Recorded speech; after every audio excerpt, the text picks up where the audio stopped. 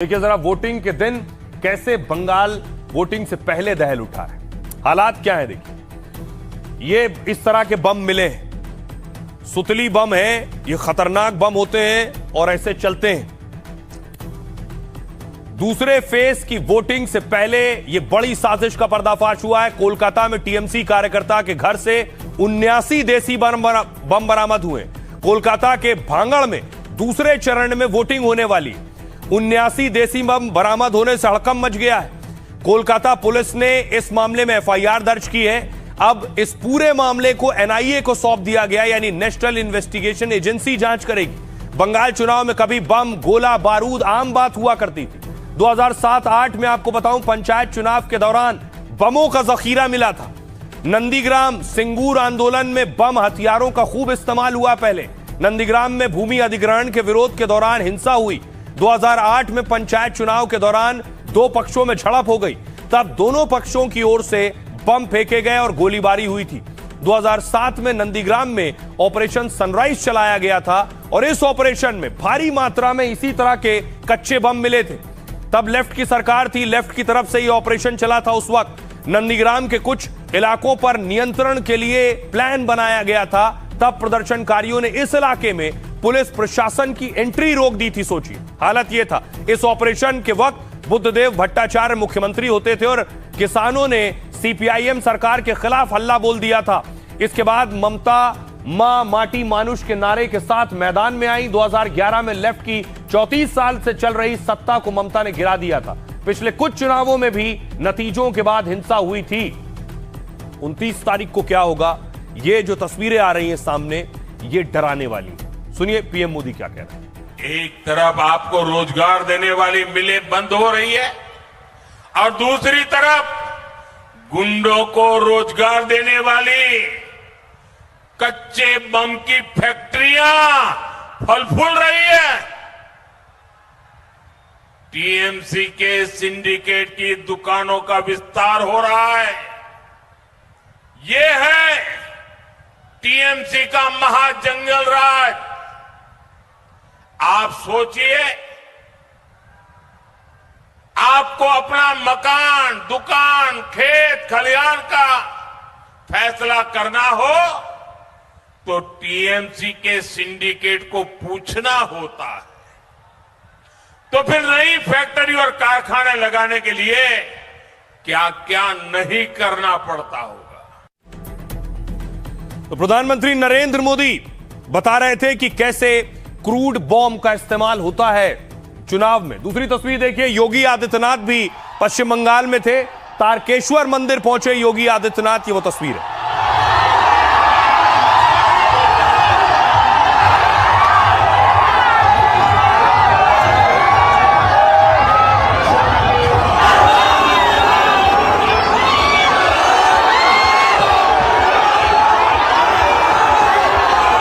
आदित्यनाथ का एक अलग क्रेज होता है, जहां जाते हैं लोग उन्हें देखने के लिए। देखिए जरा दूसरी तरफ भीड़।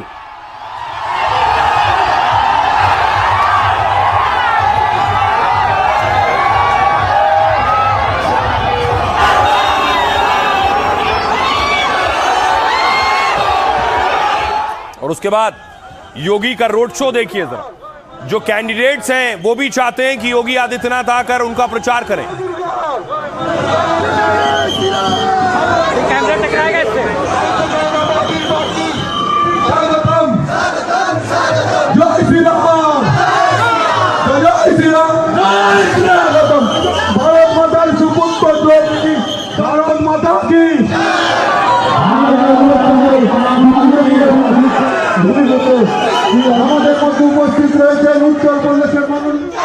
अब आपको दिखाने जा रहा हूं दिलचस्प तस्वीर। योगी के सिंघम बंगाल में उतर गए। अजय पाल शर्मा को देख रहे हैं आप। योगी के सिंघम में सुनिए क्या कह रहे हैं। ये जहांगीर के घर वाले भी खड़े हैं, उसको बता देना कायदे से। ये बार बार जो खबरें आ रही है कि उसके लोग धमका रहे हैं, तो फिर अच्छे से खबर लेंगे, फिर बाद में रोना पछताना मत। ना आने वाले कह रहे हैं वोट नहीं है, वोट नहीं है। 10 लोग हैं यहाँ पे, 14 लोग हैं यहाँ पे। तमाशा है क्या ये?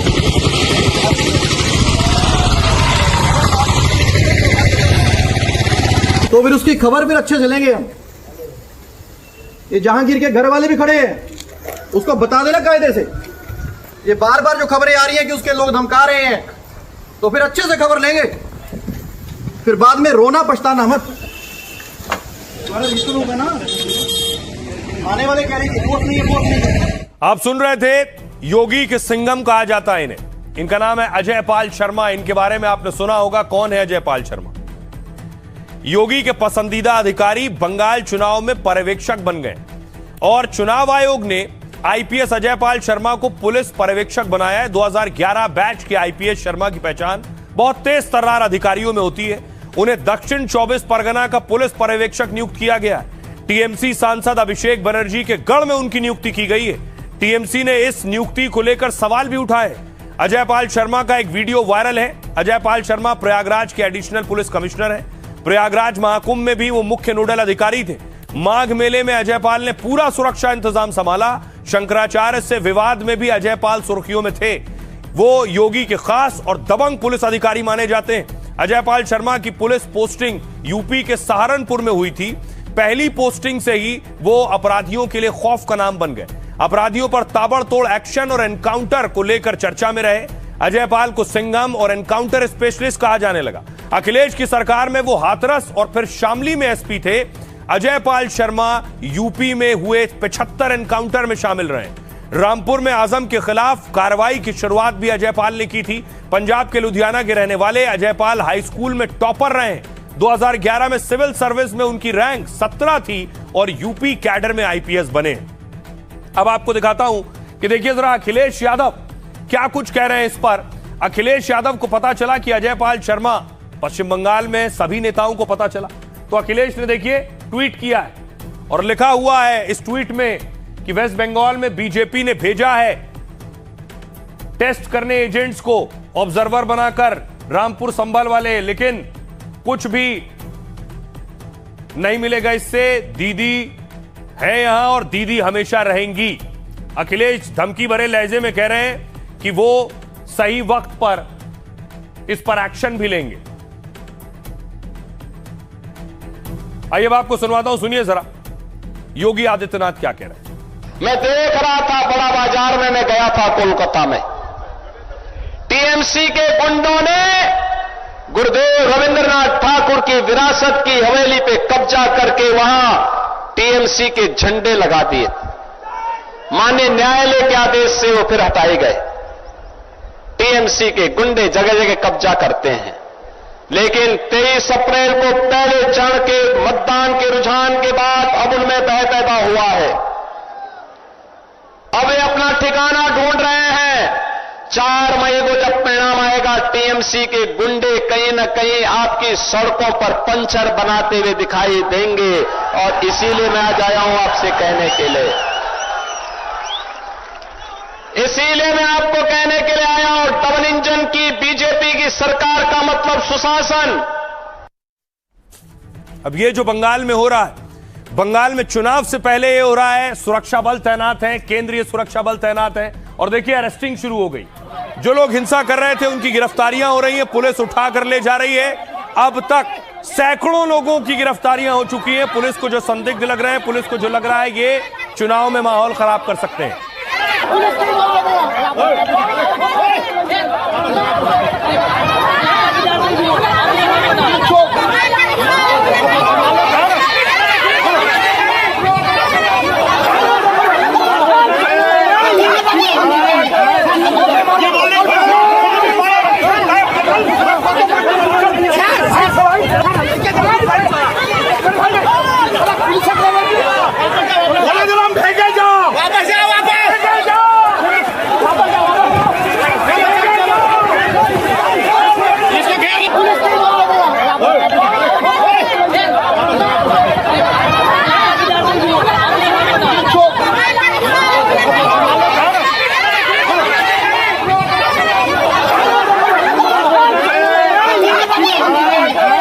अब देखिए बंगाल में अब तक सैकड़ों गिरफ्तारियां हो चुकी हैं। चुनाव के दौरान बंगाल में 510 करोड़ से ज्यादा की तो जब्ती हुई है और इस साल फरवरी से 27 अप्रैल के बीच ये जब्ती की गई है। सोचिए जब्ती में क्या क्या, ऊपर देखिए, कैश 30 करोड़, शराब 126 करोड़ से ज्यादा की, ड्रग्स 110 करोड़ से ज्यादा का, कीमती धातु लगभग 52 करोड़ 28 लाख, गिफ्ट के सामान 184 करोड़ 85 लाख के। 2021 चुनाव में 339 करोड़ की जब्ती हुई थी और इस बार करीब 170 करोड़ ज्यादा जब्ती हुई है। जगदलपुर और बैरकपुर में देर रात छापेमारी हुई, करीब 24 घंटे में 1100 लोगों की गिरफ्तारी हुई है, 1100 लोग अरेस्ट हुए। चुनाव के दौरान हिंसा की आशंका को लेकर यह गिरफ्तारी हुई है। पूर्वी वर्धमान में टीएमसी के पार्षद को भी गिरफ्तार किया गया। दूसरे चरण की वोटिंग के दौरान सड़क तक सीसीटीवी कैमरे लगेंगे। अभी बूथ तक सीसीटीवी कैमरे लगाए जा रहे हैं और इससे उपद्रवियों की पहचान आसानी से होगी। पहले चरण में पोलिंग स्टेशनों के बाहर वोटरों को डराने की रिपोर्ट आई थी और इसके बाद चुनाव आयोग ने सड़कों पर निगरानी रखने का फैसला किया है। वोटिंग से पहले बाइक रैलियों पर रोक बरकरार रहेगी। कलकत्ता हाईकोर्ट ने चुनाव आयोग के फैसले को मंजूरी दी है। वोटिंग से 48 घंटे पहले से बाइक रैलियों पर पूरी तरह बैन रहेगा। यह है तैयारी। देखिए जरा अब जो हालात हैं उस पर सियासतदान क्या कह रहे हैं। एक टीएमसी के कार्यकर्ता के यहां सैकड़ों की संख्या में बम मिले, तो इस तरह की तैयारी थी कि किसी तरह से चुनाव को प्रभावित करने के लिए। और ये आज नहीं, पिछले लगातार 15 वर्षों से जब तक वहां पर टीएमसी की सरकार है, गुंडागर्दी करके वहां के चुनाव को कभी भी उन्होंने निष्पक्ष नहीं होने दिया। और आज जब इलेक्शन कमीशन ने कड़ाई के साथ निष्पक्ष चुनाव कराने का प्रयास किया है, तो आज टीएमसी और उनके नेता के मन में बेचैनी है। बीजेपी के पास और कोई उपाय नहीं है। एनआईए क्या करेगा? केस देगा।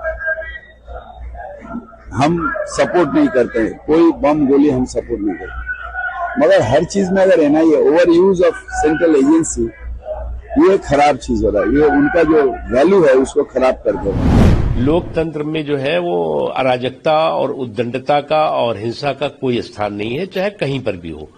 और इसको किसी भी तरह से आप कोई भी जस्टिफाई नहीं कर सकता। डेमोक्रेसी है, डेमोक्रेसी में आपको कोई पसंद है और नहीं पसंद है तो आपको जो है जनता की अदालत में जाना होगा कि आप जो है वो गोली बंदूक और बम चलाएंगे। और अब बात बंगाल की सबसे बड़ी लड़ाई की। सबसे बड़ी लड़ाई होनी है भवानीपुर में, जहां ममता बनाम शुभेंदु है। सबने वहां ताकत झोंक दी है, लेकिन उससे पहले देखिए प्रधानमंत्री नरेंद्र मोदी आज बैरकपुर में थे। बैरकपुर में रैली कर रहे थे पीएम।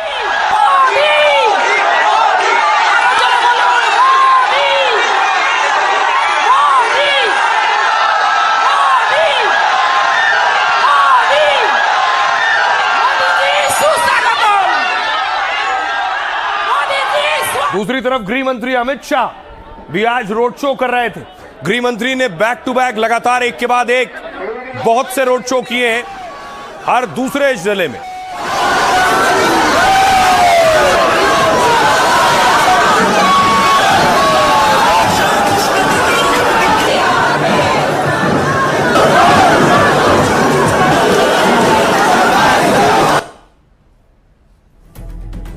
अब बारी है सबसे बड़ी लड़ाई की, और सबसे बड़ी लड़ाई है भवानीपुर में।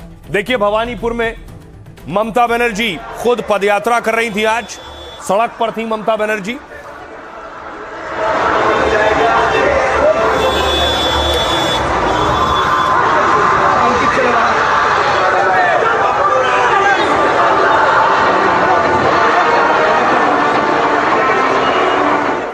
और भवानीपुर में ममता बनर्जी के सामने शुभेंदु अधिकारी, उन्होंने भी पूरी ताकत लगा दी है। नंदीग्राम में ममता बनर्जी को हराया था शुभेंदु ने।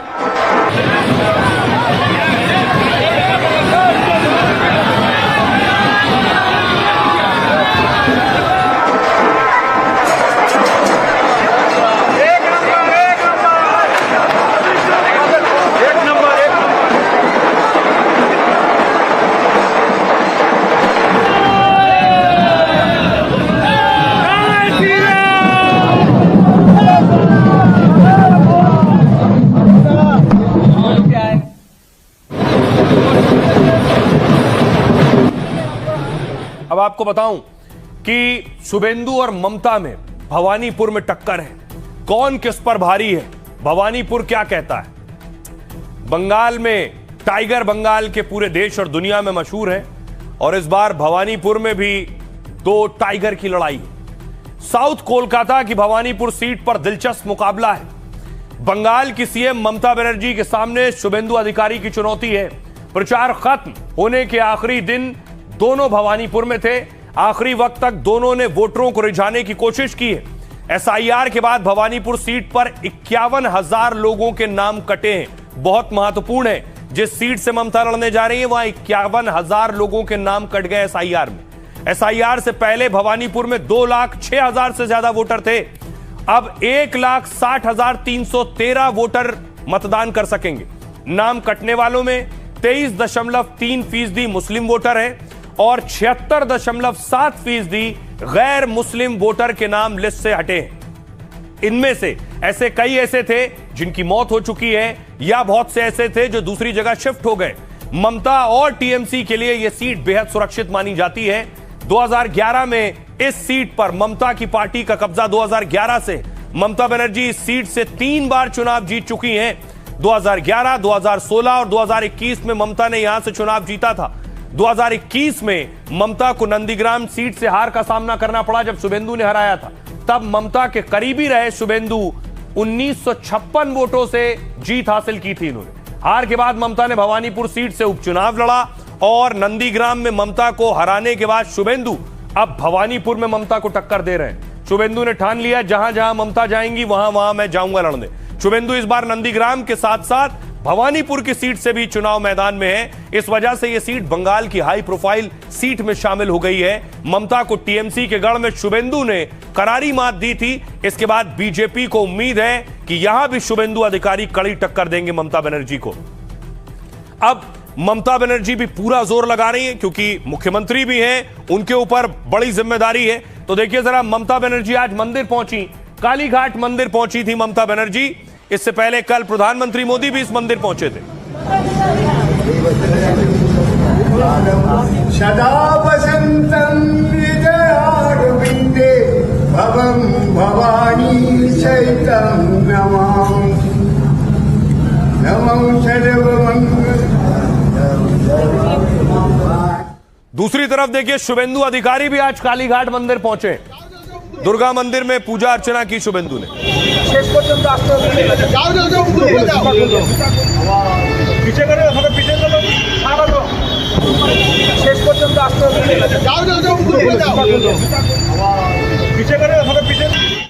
अब आपको बताऊं कि भवानीपुर जिस सीट से ममता बनर्जी लड़ने जा रही है, सभी के दिमाग में है ममता चुनाव जीतेंगी या नंदीग्राम की तरह हार जाएंगी।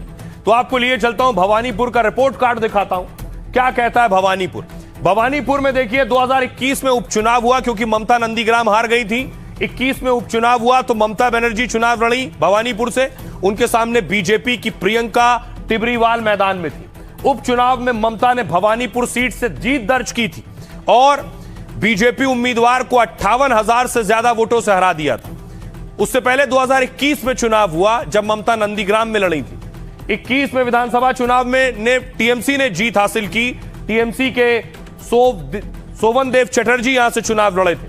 2021 विधानसभा चुनाव ने टीएमसी जीती। यहां से 28,000 से ज्यादा वोटों से बीजेपी को हार का सामना करना पड़ा था। टीएमसी विधायक ने ममता के लिए उसके बाद यह सीट छोड़ दी जब ममता नंदीग्राम से हार गई। यही उपचुनाव हुआ। 16 का रिपोर्ट कार्ड देखिए। 16 में ममता बनर्जी खुद चुनाव लड़ी। उनके सामने चुनाव लड़ी थी भवानीपुर से दीपा दास मुंशी, कांग्रेस की उम्मीदवार। 2016 में ममता ने कांग्रेस उम्मीदवार को यहां से हरा दिया था।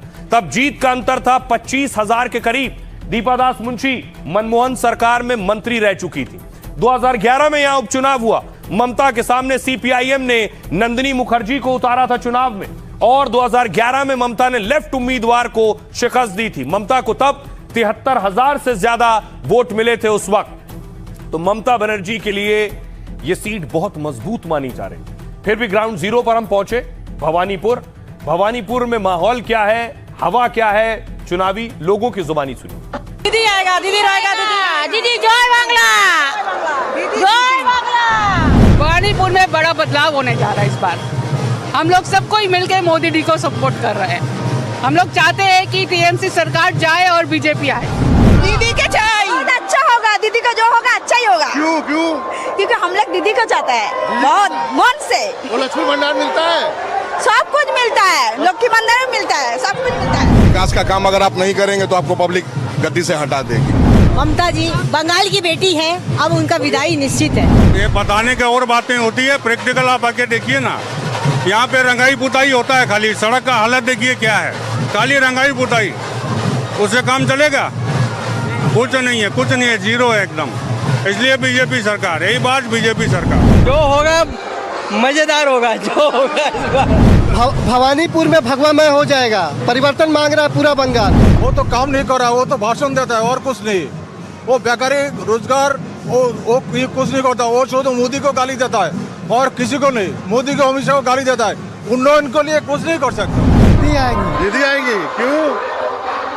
सबको विचार है, दीदी काम अच्छा करती है। प्रधानमंत्री भी झालमुड़ी खाए हैं, हाँ। उसके बाद से बिक्री बढ़ा है कि नहीं बढ़ा? बढ़ा है। नंदीग्राम में हराया और भवानीपुर में जनता चुन लिया है, इस बार कमल खिलेगा। ऐसा में जो घुसपैठिया है वो लोग निकालना है क्या? जो डेड वोट आ रहा है, जैसे हेमंत मुखर्जी, वो वोट देने आता, अभी नहीं आएंगे, कोई भूत वोट देने नहीं आएंगे।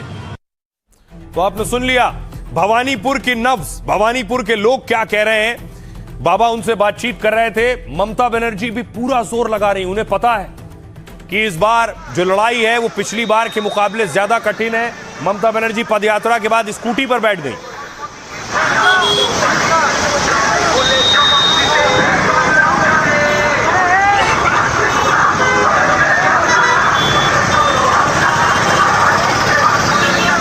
तो ममता बनर्जी और शुभेंदु अधिकारी ने अपना अपना नॉमिनेशन पहले फाइल किया था, तो हलफनामा दिया था। हलफनामे के जरिए यह पता चला कि आखिर दोनों की संपत्ति क्या है। देखिए जरा, दोनों बहुत साधारण है हर लिहाज से। ममता बनर्जी हलफनामे के मुताबिक ममता की संपत्ति में कमी आई है। 2021 के चुनाव में 16,72,000 की संपत्ति बताई थी। 26 में ममता बनर्जी की संपत्ति घटकर 15,37,000 हो गई। 5 साल में संपत्ति करीब 1,30,000 कम हो गई। हलफनामे के मुताबिक उनके पास न घर है न ही कार है। ममता ने कोई बड़ा निवेश भी नहीं किया हुआ। ममता पर किसी तरह का कोई कर्जा नहीं है। ममता का घर कालीघाट में हरीश चटर्जी स्ट्रीट पर है। हालांकि यह घर भी उनके नाम पर रजिस्टर्ड नहीं है। एफिडेविट के मुताबिक उनके पास खेती की कोई जमीन नहीं है। ममता के पास 75,700 रुपए कैश बैलेंस है। 9.7 ग्राम सोने की ज्वेलरी है जिसकी कीमत 1,45,000 है। ममता के खिलाफ कोई एफआईआर भी दर्ज नहीं है। अब बारी है शुभेंदु अधिकारी की। उनकी संपत्ति 5 साल में, इनकी भी संपत्ति कम हो गई। पिछले 5 साल में शुभेंदु की संपत्ति 4 लाख से ज्यादा घट गई। एफिडेविट के मुताबिक शुभेंदु की संपत्ति करीब 86 लाख है। शुभेंदु अधिकारी के पास अपनी कोई गाड़ी नहीं है, कोई कार नहीं है, ना ही शुभेंदु अधिकारी के पास सोना है। शुभेंदु ने हाथ में नकद 12,000 रुपए घोषित किए हैं। बैंक और पोस्ट ऑफिस में 24 लाख से ज्यादा जमा है। जमीन और फ्लैट की कीमत 61 लाख से ज्यादा बताई गई। हलफनामे में शुभेंदु के खिलाफ 25 एफआईआर दर्ज है। शुभेंदु के खिलाफ ये सारे मामले 2021 के बाद दर्ज हुए। टीएमसी से बीजेपी में शामिल होने के बाद ये सारे केस दर्ज हुए हैं शुभेंदु अधिकारी पर। अब सुनिए जरा, दोनों के बीच कांटे की टक्कर है। क्या कह रहे हैं दो महारथी। पूरा भगवा लहर चले, बम्पर वोटिंग होगा, 95% वोटिंग। सब जनता जाग चुका है, सुपड़ा साफ हो जाएगा। गुंडा को सीधा करने के लिए ममता गुंडा है, सीधा करने के लिए कर रहा है। बीजेपी ठीक करेगा कि कलकत्ता कैसा है कैसा नहीं है, तुम पहले दिल्ली को संभालो। इधर में 2 लाख पुलिस भेज दिया। पुलिस क्या करते हैं, और सेंट्रल फोर्स जाके, मैंने कल 2 घटना सुना कि कंबल लगा के क्रिमिनल लेके जाता है जिसमें वोट हो गया है ईवीएम मशीन कैप्चर करने के लिए। हम सबको अलर्ट करती हूँ, सब लोगों ने, आप लोगों ने आपका वोटिंग मशीन को ख्याल में रखिए। आइए अब कुछ और तस्वीरें दिखाते कि चुनाव में सबसे जरूरी तो उसके रंग हैं और नेता भी उसी रंग में रंगे नजर आते हैं। कल्याण बनर्जी को आप देख रहे हैं, लोगों के बीच थे तो झूमने लगे।